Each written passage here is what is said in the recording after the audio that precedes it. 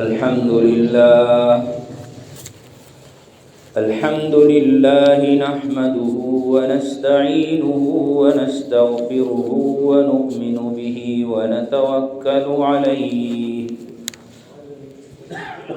ونعوذ بالله من شرور أنفسنا ومن سيئات أعمالنا من يهده الله فلا مضل له ومن يضلله فلا هادي له ونشهد أن لا إله إلا الله وحده لا شريك له ونشهد أن سيدنا وحبيبنا ومولانا محمدا عبده ورسوله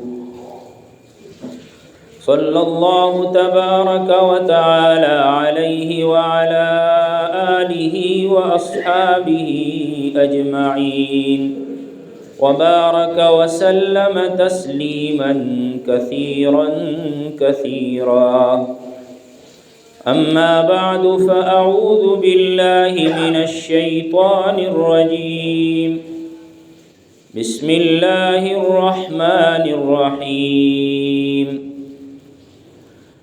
ومن الناس من يتخذ من دون الله أندادا يحبونهم كحب الله والذين آمنوا أشد حبا لله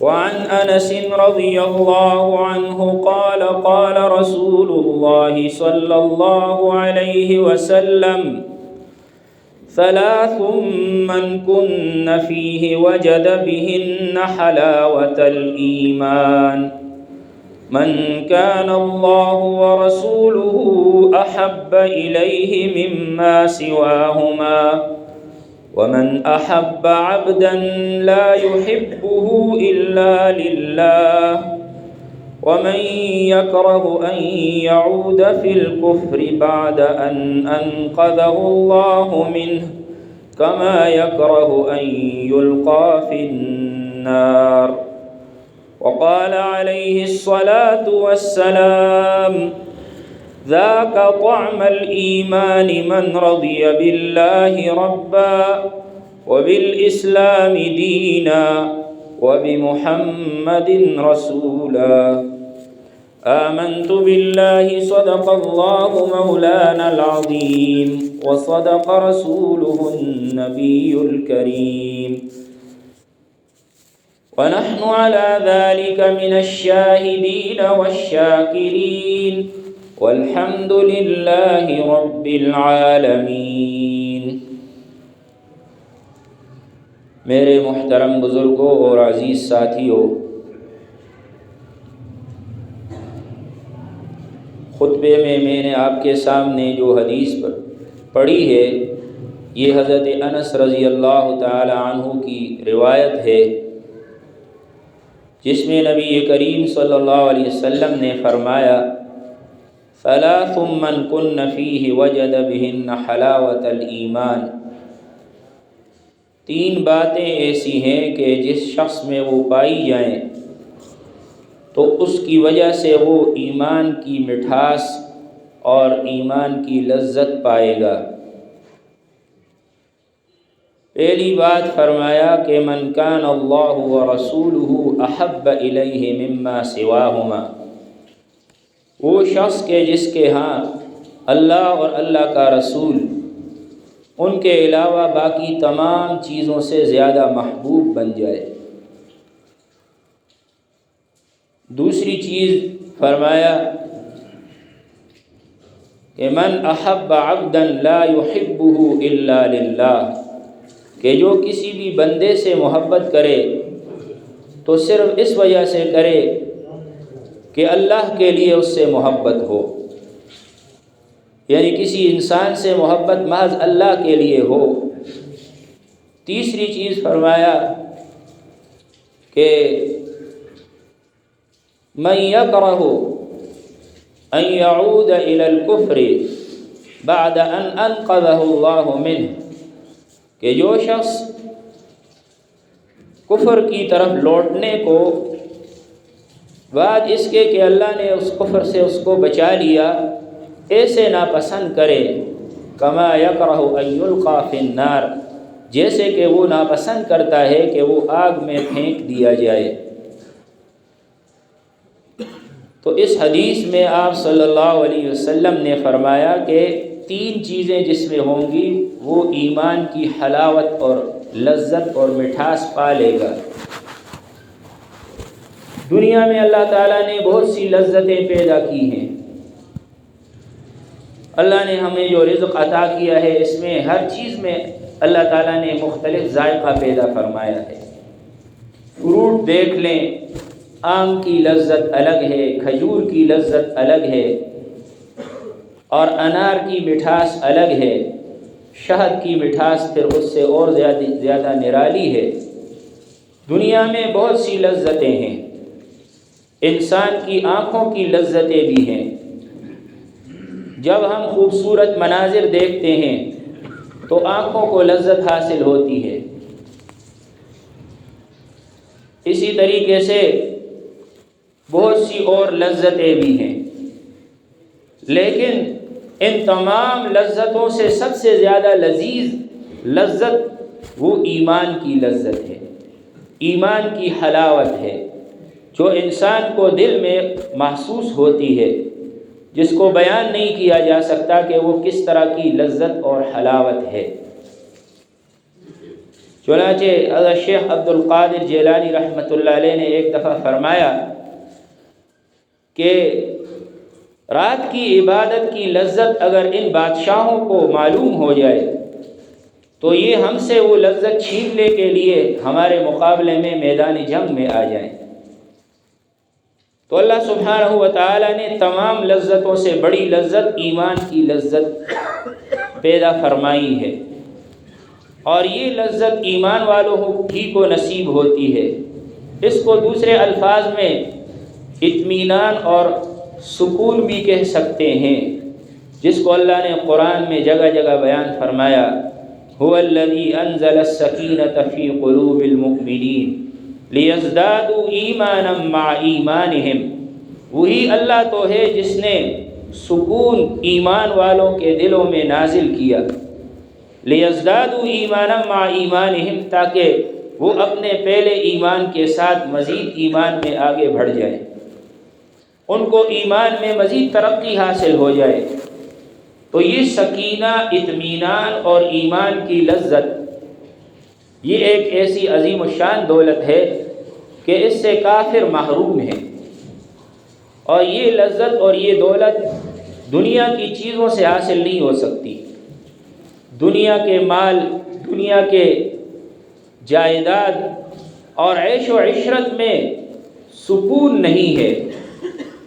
یہ سکون کے اسباب تو ہیں، لیکن سکون ملتا اس کو ہے جو ایمان والا ہو۔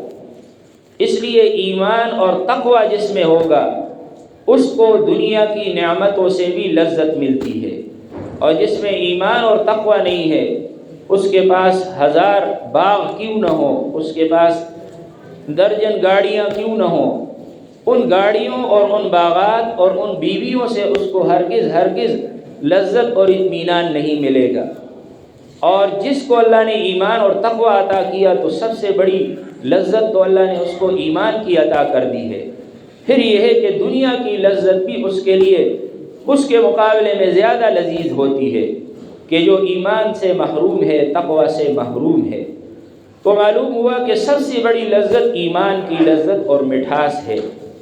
اس کو حاصل کرنے کے لیے نبی پاک صلی اللہ علیہ وسلم نے فرمایا کہ وہ اس کو حاصل ہوتی ہے کہ جس کے اندر 3 باتیں ہوں۔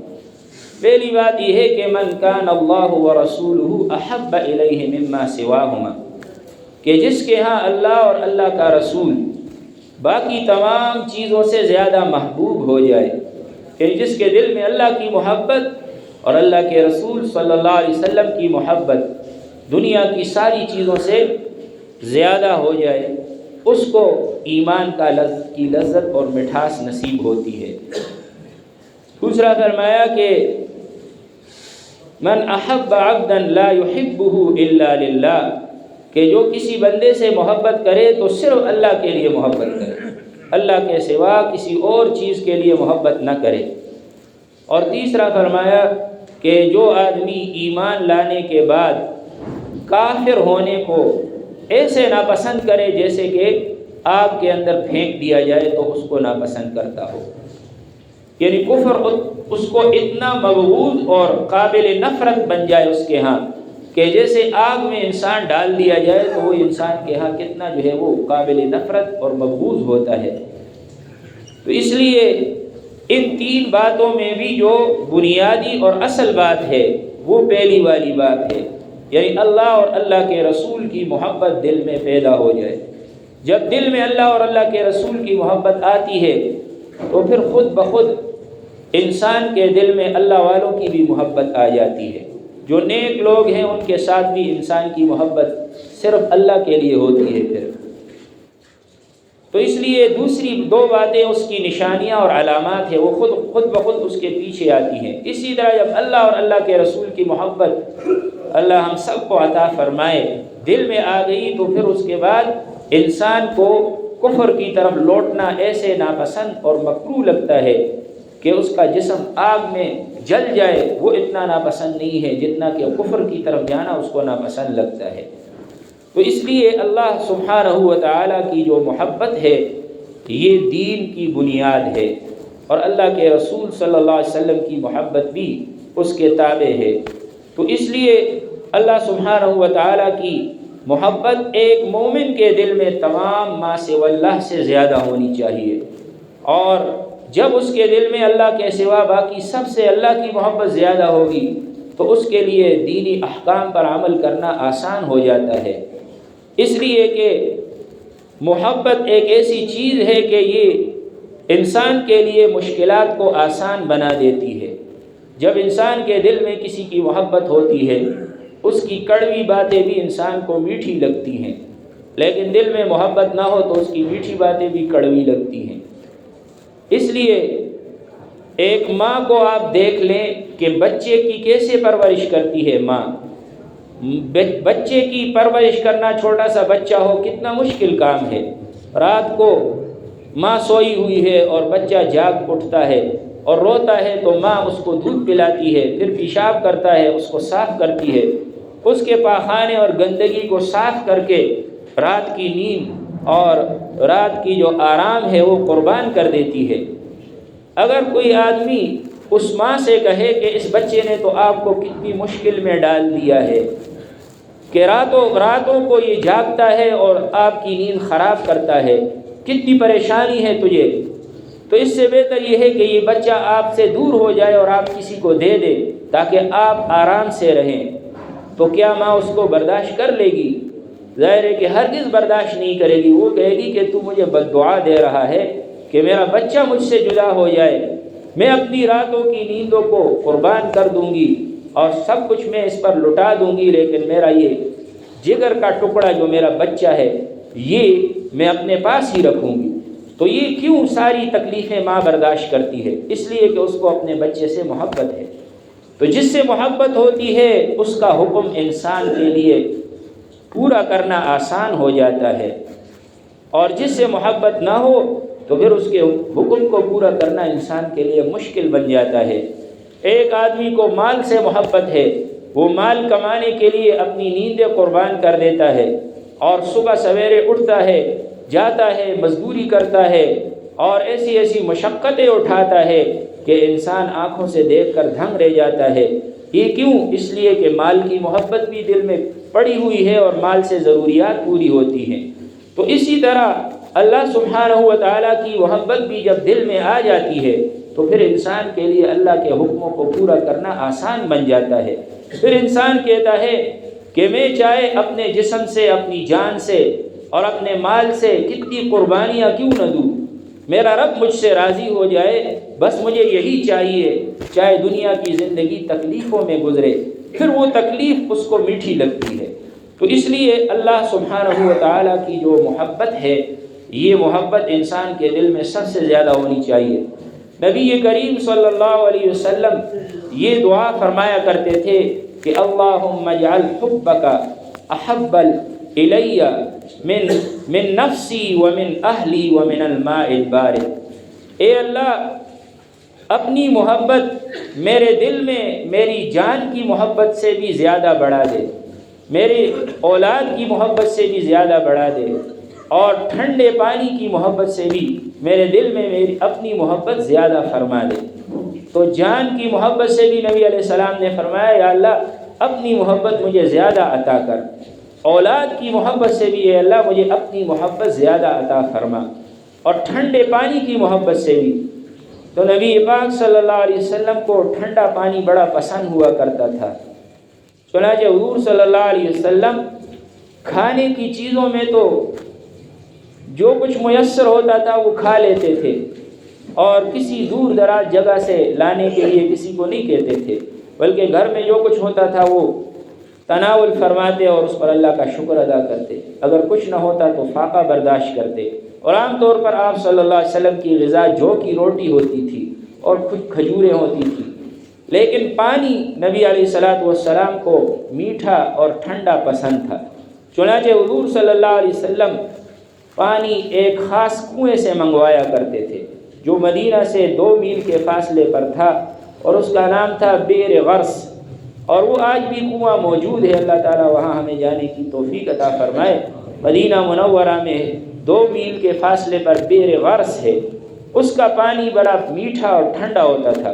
तो हुज़ूर सल्लल्लाहु अलैहि वसल्लम वहाँ से ख़ास पानी मंगवाया करते थे, और उसी कुएँ के पानी से नबी करीम सल्लल्लाहु अलैहि वसल्लम को इंतकाल के बाद गुस्ल भी दिया गया। तो हुज़ूर सल्लल्लाहु अलैहि वसल्लम को मीठा पानी बड़ा महबूब था।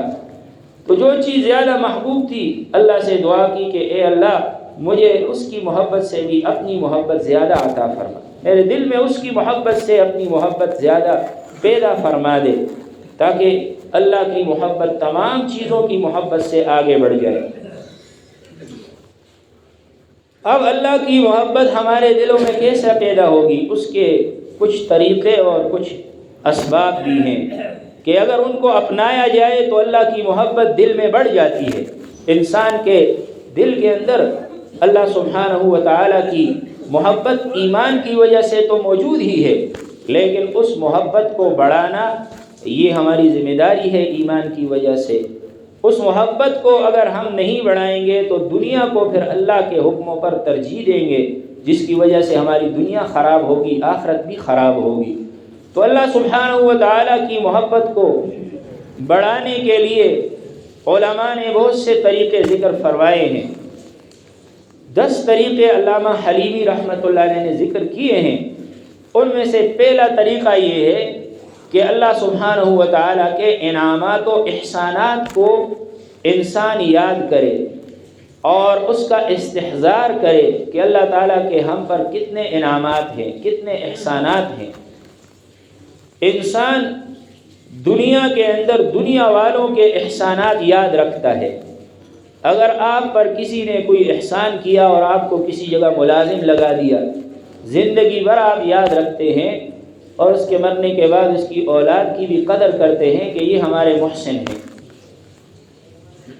उससे मोहब्बत हो जाती है जिसकी तरफ से आप पर एहसान हुआ है। तो अल्लाह के एहसानात तो हमारे ऊपर बेशुमार हैं।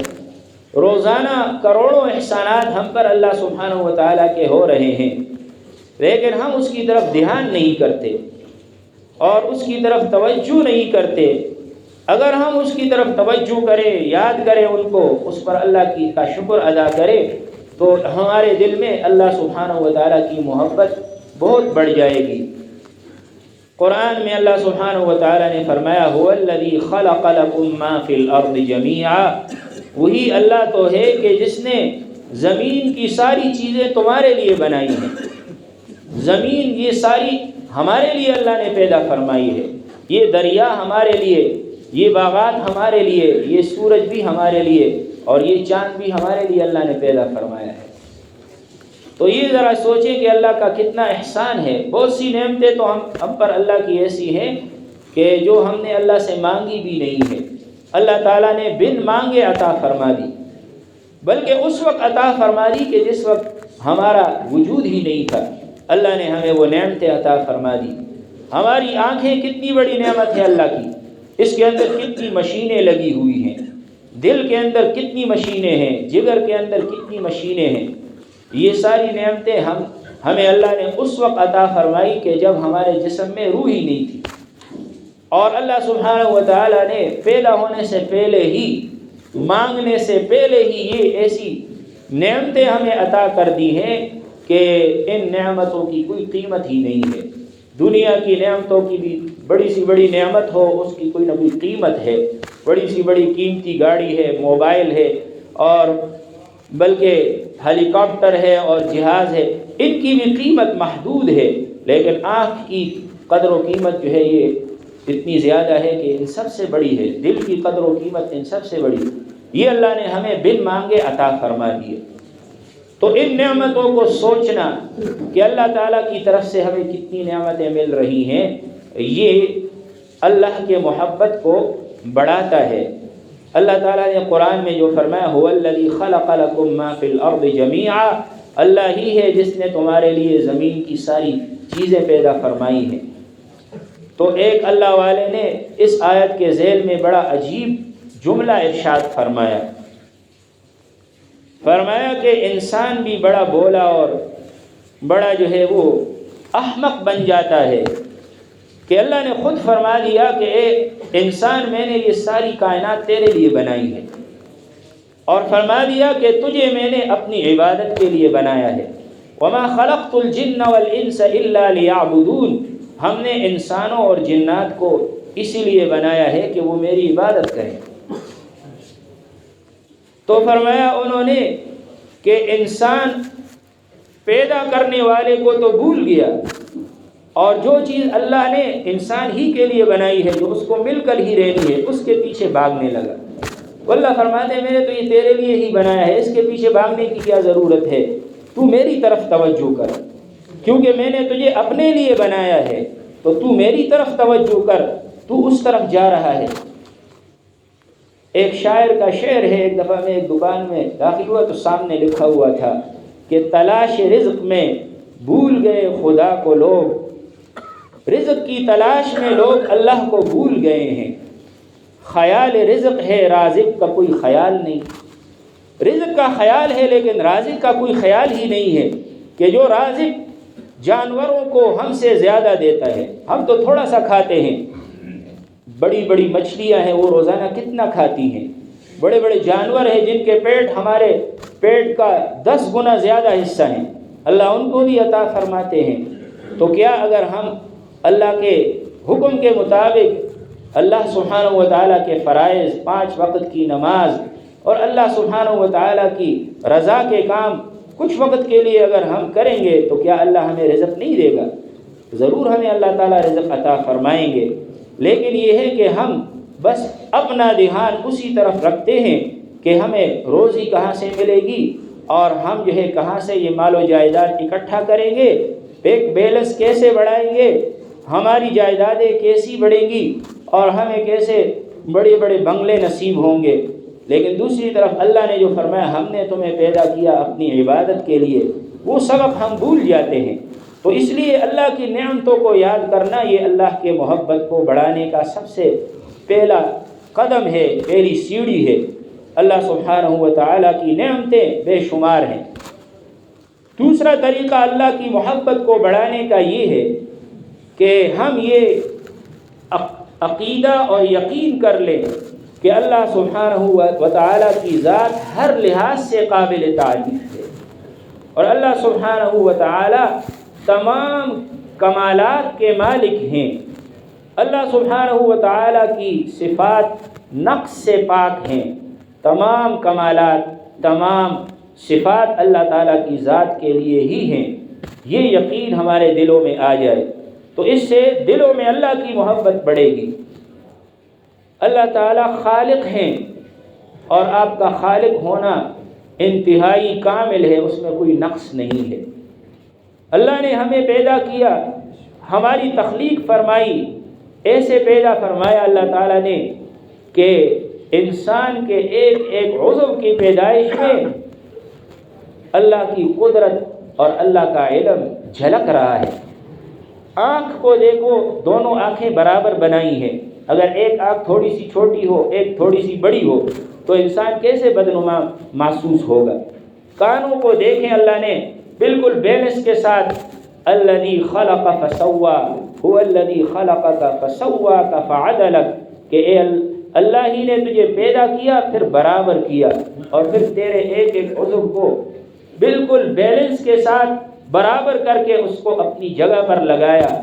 اگر انسان کی ناک پیٹ میں ہوتی تو کتنا بدنما معلوم ہوتا، اللہ نے اس کو چہرے پر لگا دیا اور چہرے پر بھی ایسی جگہ لگایا کہ اس کی جو ہے اس کا چہرہ انتہائی خوبصورت معلوم ہو رہا ہے۔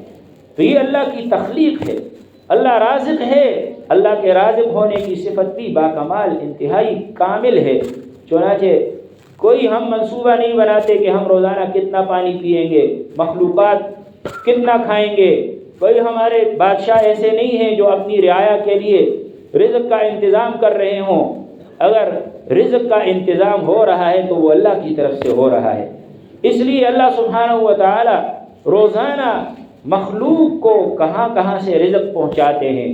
اگر آپ ایک چائے کی پیالی پی رہے ہیں تو آپ ذرا اس پر غور کریں کہ اس میں دودھ کہاں سے آیا ہے، اس چائے کے اندر پتی کہاں سے آئی ہے، اس چائے کے اندر جو چینی ہے وہ کہاں سے آئی ہے۔ پتہ نہیں چینی ہماری کہاں سے بنی ہے اور ہم اس کو استعمال کر رہے ہیں۔ پتی بنگلہ دیش میں بنتی ہے اور ہم اس کو یہاں پی رہے ہیں۔ دودھ پتہ نہیں کہاں سے کسی گائے یا بھینس کے تھنوں سے نکلا ہوا ہے، لیکن اللہ نے حکم دیا کہ یہ دودھ میرے فلاں بندے تک پہنچایا جائے اور یہ چینی میرے فلاں بندے تک پہنچائی جائے اور یہ جو نمک ہے یہ میرے فلاں بندے تک پہنچایا جائے۔ یہ اللہ سبحانہ و تعالیٰ کی طرف سے مکمل ایک منصوبہ ہوتا ہے اور ایک پورا اللہ تعالیٰ کی طرف سے پورا ایک منصوبہ اور ریکارڈ ہے کہ روزانہ کس کو کتنا رزق دینا ہے، ایک سال میں کس کو کتنا رزق دیا جائے۔ یہ اللہ کی طرف سے سب ایک منصوبہ بندی کے تحت ہوتا ہے۔ یہ کوئی اتفاقی بات نہیں ہے کہ آپ نے دکان سے بس چینی خرید لی اور یا آٹا خرید لیا، بلکہ ہر دانے پر کھانے والے کا نام لکھا ہوتا ہے۔ وہ دانہ جو پنجاب کی زمینوں میں بنتا ہے تو اللہ تعالیٰ نے اس کے بارے میں لکھا ہوتا ہے کہ یہ فلاں شخص کھائے گا۔ تو اللہ سبحانہ و تعالیٰ کی ہر صفت کمال والی ہے، اس لیے اس کو انسان سوچے۔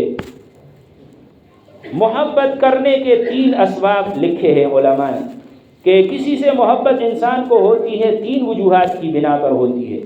ایک تو یہ ہے کہ اس میں جمال ہو، یعنی وہ خوبصورت ہو، دوسرا یہ ہے کہ اس میں کمال ہو، اور تیسرا یہ ہے کہ وہ اس میں نوال ہو، یعنی وہ لوگوں کو نوازتا ہو، سخاوت ہو۔ مخلوق میں یہ 3 چیزیں جس میں ہوتی ہیں لوگ اس سے محبت کرتے ہیں۔ جو خوبصورت ہوتا ہے لوگ اس سے محبت کرتے ہیں۔ حضرت یوسف علیہ السلام کو اللہ نے بڑا خوبصورت بنایا تھا، چنانچہ جب مصر کے بازار میں ان کو بیچا جا رہا تھا تو جو مصر کے وزیر تھے انہوں نے ان کو خرید لیا اور پھر ان کو اپنا بیٹا بنا لیا اور اپنی بیوی سے کہنے لگے کہ عسیٰ ان ینفعنا او نتخذہ ولدا، کہ یہ بڑا خوبصورت بچہ ہے، ہو سکتا ہے یہ ہمیں نفع دے اور ہو سکتا ہے کہ ہم اس کو اپنا بیٹا بنا لیں۔ تو جمال کسی میں ہو، خوبصورتی ہو تو اس کی طرف دل کھنچتا ہے، یہ ایک فطری بات ہے۔ اسی طرح کمال کسی میں ہو اس کی طرف بھی دل کھنچتا ہے، اور اسی طرح کوئی زیادہ سخی ہو، جیسے حاتم طائی سخی تھے تو لوگ ان کی تعریفیں کرتے تھے، لوگ ان کی قدر عزت کرتے تھے۔ اور یہ 3 صفات مخلوق میں تو ناقص ہیں، اللہ جل جلالہ کے اندر انتہائی کامل ہیں۔ اللہ سبحانہ و تعالیٰ کا جمال تمام مخلوقات سے اعلیٰ ہے، اور اللہ سبحانہ و تعالیٰ ہی نے مخلوقات کو خوبصورتی عطا فرمائی ہے۔ تو جس نے مخلوق کو اتنا خوبصورت بنایا ہے وہ خود کتنا خوبصورت ہوگا۔ اللہ تبارک و تعالیٰ کی خوبصورتی ہم یہاں تو نہیں دیکھ سکتے، لیکن جنت میں اللہ نصیب فرمائے تو وہاں خوبصورتی کا دیدار ہوگا۔